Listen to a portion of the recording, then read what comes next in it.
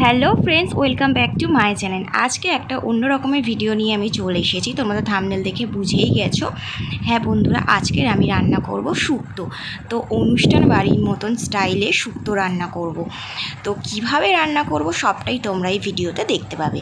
তো চলো বন্ধুরা, আমি কড়াই তেল গরম বসিয়ে দিয়েছি আর আমি বড়িগুলোকে ভালো করে এবার ভেজে নেব। মানে বড়িগুলো লাল লাল করে সুন্দর করে ভেজে নিতে হবে। তারপরে আমি ভেজে বড়িগুলোকে একটা প্লেটের মধ্যে রেখে দিলাম। এরপরে আমি উচ্ছেগুলোকে ভেজে নেব। উচ্ছেগুলো কিন্তু আমি একটু মোটা মোটা করে কেটেছিলাম, কারণ শুক্তোর উচ্ছে একটু মোটা মোটা করেই কাটা হয়। তো উচ্ছেগুলো কিন্তু খুব ভালো করে সুন্দর করে লাল লাল করে ভেজে নিতে হবে। আবার বেশিও ভাজা যাবে না, তাহলে তেতো হয়ে যাবে, মিডিয়াম ভাজতে হবে। আর শুক্তোর জন্য আমি কাঁচকলা, ডাঁটা, পেঁপে, রাঙালু, বেগুন, বরবটি সমস্ত সবজিগুলো আমি কিন্তু ছাঁকা তেলে ভেজে নিয়েছি। আর ভাজার সময় ভিডিওটা করতে আমি ভুলে গেছিলাম, সেজন্য তোমাদের একটু এখন দেখিয়ে দিলাম। দেখো উচ্ছেটা কিন্তু এখনও ভাজা হচ্ছে। তো এরপরে আমি সর্ষে মিক্সি করে ছেঁকে রেখেছিলাম ছাঁকনি দিয়ে, আর দুধ একটা বাটিতে করে গুলে রেখেছি। আর এখানে রয়েছে পোস্ত মিক্সি করা, তার সাথে রয়েছে এখানে কাঁচা লঙ্কা মিক্সি করা, আর রয়েছে আদা মিক্সি করা। তো এই সমস্ত জিনিসগুলো আমার লাগবে। দেখো উচ্ছেটা এখনও ভাজা হচ্ছে, একটু লাল লাল করে ভাজা হবে, অনেকটাই সময় লাগে। এরপর কড়াইয়ে তেল গরম বসিয়ে আমি 5 ফোড়ন, তেজপাতা, 2টো শুকনো লঙ্কা ফোড়ন দিলাম। এতে কিন্তু রাঁধুনিও ফোড়ন দেওয়া যায়। এরপরে আমি চাল মগজ আর পোস্ত যেটা বেটে রেখেছিলাম সেটা কিন্তু আমি কড়ার মধ্যে দিয়ে দিলাম। তারপর 1 বাটি দুধ গুলে রেখেছিলাম সেটাও আমি দিয়ে দিলাম। তারপরে আমি যেটা সর্ষে বেটে রেখেছিলাম সেটাও কিন্তু আমি দিয়ে দিলাম। অনেকটাই মিক্সি করা হয়ে গেছে, আমি হাফটা দিলাম, কিছুটা রেখে দিলাম। এরপর ভালো করে খুন্তি দিয়ে নাড়িয়ে নিচ্ছি। তারপরে ফোটার পরে একটু নুন দিয়ে দিচ্ছি পরিমাণ মতন, তারপর চিনি দিয়ে দিচ্ছি। শুক্তো কিন্তু নুন আর চিনি এই দুটোই কিন্তু সমান পরিমাণে ব্যালেন্স থাকতে হবে, তাহলেই শুক্তো খুব সুন্দর খেতে হয়। এরপরে আমি একটু কাঁচা লঙ্কা বাটা দিয়ে দিলাম।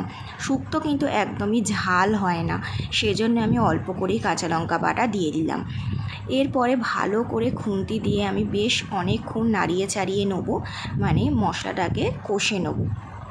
শুক্তো কিন্তু একদম আমি সাদা করব, তো অনুষ্ঠান বাড়ির মতন। তো এরপরে আমি ভেজে রাখা উচ্ছেগুলোকে দিয়ে দিচ্ছি। তারপরে আমি যখন একটু ফুটছে মানে ঝোলটা, তো এরপরে আমি দিয়ে দেবো ভেজে রাখা যা যা সবজিগুলো আমি রেখেছিলাম সেগুলো সব আমি কিন্তু দিয়ে দিচ্ছি। তো এরপরে ভালো করে কিন্তু আমি নাড়িয়ে চাড়িয়ে নিচ্ছি। আর হ্যাঁ, আমি কিন্তু আদা বাটা দিয়েছিলাম, সেটা দেখাতে ভুলে গেলাম। তারপরে আমি ভালো করে কিন্তু মশলার সাথে সবজিগুলোকে ভালো করে নাড়িয়ে চাড়িয়ে নিচ্ছি। তো বেশিক্ষণ নাড়াতে লাগবে না। তারপরে আমি কিন্তু জল ঢেলে দিলাম। জলটা কিন্তু পরিমাণ বুঝে দিতে হবে, বেশিও জল দেওয়া যাবে না, আবার কমও জল দেওয়া যাবে না। এরপরে আমি ঢেকে রেখে দিচ্ছি কিছুক্ষণ ফুটুক সবজির সাথে ঝোলটা। তারপরে কিছুক্ষণ পরে আমি আবার ফিরে এসে ঢাকনাটা তুলে দেখলাম যে ফুটছে তরকারিটা এখনও, আর সবজিগুলো কিন্তু পুরোটাই সেদ্ধ হয়েই আছে, কারণ আমি একদম ছাঁকা তেলে ভেজেছিলাম, তখনই হাফ সেদ্ধ হয়ে গেছিলো।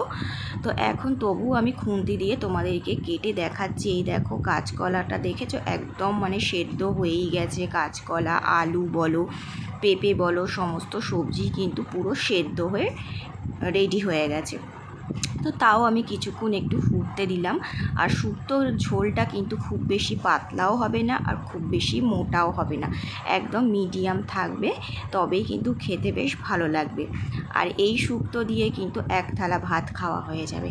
আর হ্যাঁ, আমি কিন্তু এই প্রথমবার এই রকম অনুষ্ঠান বাড়ির মতন শুক্তো রান্না করছি, আর ভাবলাম সেজন্য তোমাদের সাথেও একটু শেয়ার করি। এরপরে আমি কিন্তু বড়িগুলো ভেজে রেখেছিলাম, সেগুলো কিন্তু সবার লাস্টে আমি দিয়ে দিচ্ছি। প্রথমে দিলে ঘেটে যাওয়ার চান্স থাকে, ভেঙে যেতে পারে, সেজন্য আমি কিন্তু সবার লাস্টে দিয়ে দিলাম। তারপর কিছুক্ষণ একটু ফুটলো, ফোটার পরে আমি কিন্তু শুক্তোটা বাটিতে ঢেলে নিলাম। তারপরে আমি একটু ঘি দিয়ে দিয়েছিলাম। তো দেখো আমার শুক্তো কিন্তু পুরোটাই রেডি হয়ে গেছে। তো এই প্রথমবার আমি এইভাবে শুক্তো রান্না করলাম, ভাবলাম তোমাদের সাথেও একটু শেয়ার করে দিই। তোমরা পুরো রেসিপিটা যদি দেখে থাকো অবশ্যই বাড়িতে এইভাবে ট্রাই করো, নিশ্চয়ই খেতে খুবই ভালো লাগবে। আর এর সাথে আমি আর কী রান্না করেছি সেটাও শেয়ার করছি। বাঁধাকপি চচ্চড়ি করেছি, ভাত করেছি, আর করেছি একটু ডাল করে নিয়েছি। তো ব্যাস, এইগুলো মনে হয় খেতে লাগবে না, শুক্তোটা দিয়েই পুরো ভাত খাওয়া হয়ে যাবে। আমি কিন্তু শুক্তো খেতে ভীষণই ভালোবাসি। অনুষ্ঠান বাড়ির মতন শুক্তো রান্না হলে আমার আর বেশি কিছু লাগে না। তবুও তরকারিটা নিয়েছি, আর বড়িটা দেখেছো একদম গোটাই রয়েছে, কিন্তু একটুও ভেঙে যায়নি, কারণ আমি লাস্টে দিয়েছিলাম সেই জন্য। আর শুক্তোটা দিয়ে ভাতটা খেতে কিন্তু খুবই ভালো লাগছিল, আর আমার বাড়ির লোকও খেয়ে বলেছে খুবই সুন্দর হয়েছে। তো বন্ধুরা, এইভাবে তোমরা বাড়িতে রান্না করে দেখো, শুক্তো দিয়েই কিন্তু অর্ধেক ভাত খাওয়া হয়ে যাবে। আমি তো অর্ধেক ভাত শুক্তো দিয়েই খেয়ে নিয়েছি। ভীষণই ভালো হয়েছে শুক্তোটাই প্রথমবার রান্না করলাম, ভেবেছিলাম কেমন হবে, তারপর ভাবলাম যে না, খুবই ভালো হয়েছে। তো ভালো লাগলে ভিডিওটা, চ্যানেলটাকে সাবস্ক্রাইব করে দিও। আজকে ব্লগটা এখানেই শেষ করছি। টাটা বন্ধুরা।